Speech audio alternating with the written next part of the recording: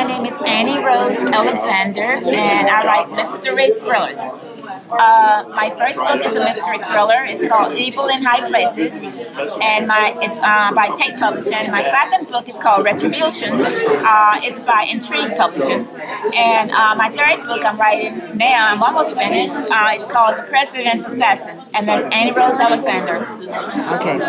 My name is Betty May, and I have written 2 books so far. One is a nonfiction book about my work with a group of lifers at a Maryland State prison. I did a play with them designed to warn young people about the consequences of bad choices.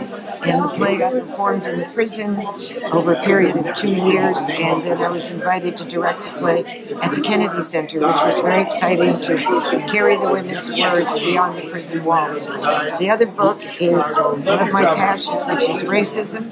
It's a young adult novel with 2 protagonists, a black girl and a white girl, who, the name of the book is Changing Corners, and they try to change their corner of the world with violent repercussions. This is my first novel. It's the first novel in the series about a lawyer named Sam McCrae, who is a Maryland lawyer who practices in Laurel, Maryland. And she gets involved in investigating murders through her cases. My other book is Invisible Me, which is a young adult novel. And it's about a 13-year-old albino girl named Portia who has moved all over the country all her life because her dad is in the military. And when she ends up being asked by the most popular girl at her school to spy on the girl's boyfriend. She had Altiero. It's a French name. It's my father's ancestry. Okay. This is a medieval novel called Unruly Princess. Princess Margaret of Hungary. She was a very bad girl, and so I have to call her unruly.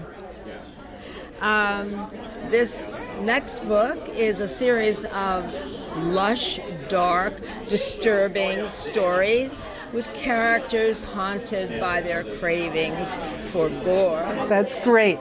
So, James, tell me a little bit about your books. I should say author James Knoll, so everybody gets that right with no K, N-O-L-L. That's right. And so tell me what you write, James. I write horror and post-apocalyptic fiction. I actually have 3 books out. This is the first one. It's called A Knife in the Back. And what I've done is, well, the second one's called You Will Be Safe Here, and that's the sequel. And then the final one is called Burn All the Bodies. That's the most post-apocalyptic-y one. So what I did was each one of them has a series of short stories in them, followed by a novel and a series of novels. So this one has 7 short stories in Raleigh's Prep, and then the next one has 4 short stories and Tracker's Travail, and the final one has 5 short stories and Topher's Tongue. And these all right here are the illustrated versions of the short stories that are in the novels. I go to a lot of Comic-Cons, and they like the visual element, so I had the short stories illustrated. Show us what some of the illustrations look like. Sure. Let me see. What's a really good one to do? I really like, let me see, the illustrations in this one. This is more of a science fiction-y book. So there's the cover. And this is set on a distant planet, so that's the cover of the distant planet right there. And one of my favorite illustrations in here is this one. It's one of the bad characters getting killed, and the title of the illustration is "The Chief Turon Gets It." These were all illustrated by a former student of mine who was in art school, and contacted me and asked if I had any stories that he could illustrate for me. I write 2 series of crime fiction. The 2 books I have here are from my Private Investigator series. Both were nominated for Shamus Awards in the last 3 years. Oh, that's pretty impressive. Thank you. I also write a police procedural series set in a small town in western Pennsylvania. 2 of those books are going to be re-released by Down and Out Books in October, with the 3rd newest volume called Resurrection Mall to come out next spring. Okay, now I have to ask, on your shirt you have WWRD question mark.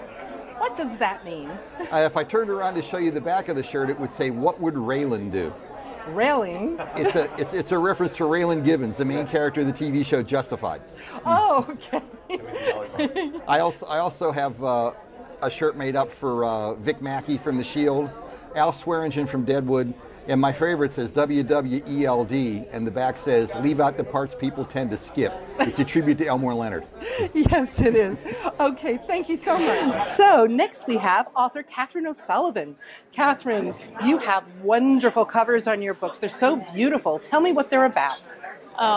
Thank you. I didn't create the covers, but I am very happy with them. As you can tell, because they're bright and cheerful, I write a traditional mystery series that's set in the Outer Banks of North Carolina, and it features a female fire chief as the main character. What's her name?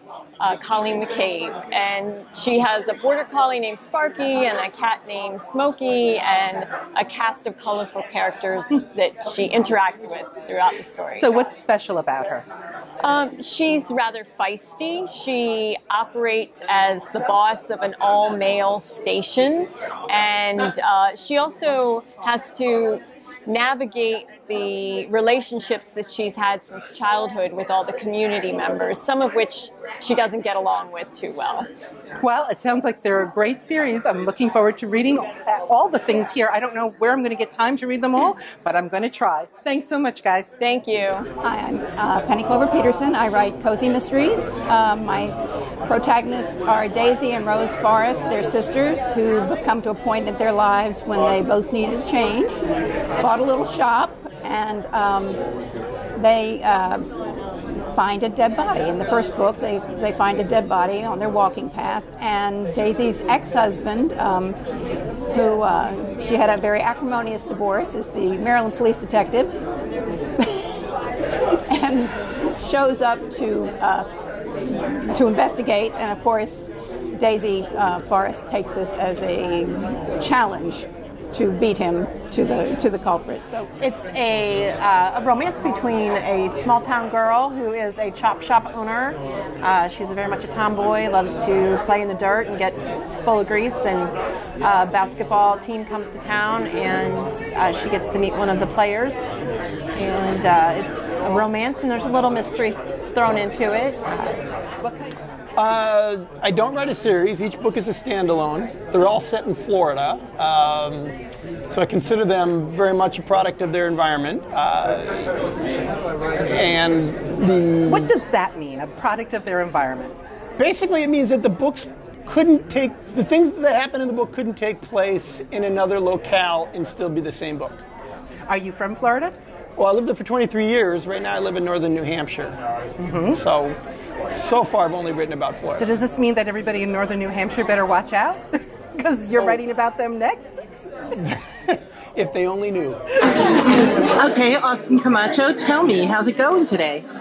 We are having a super conference. I'm so pleased that so many people came.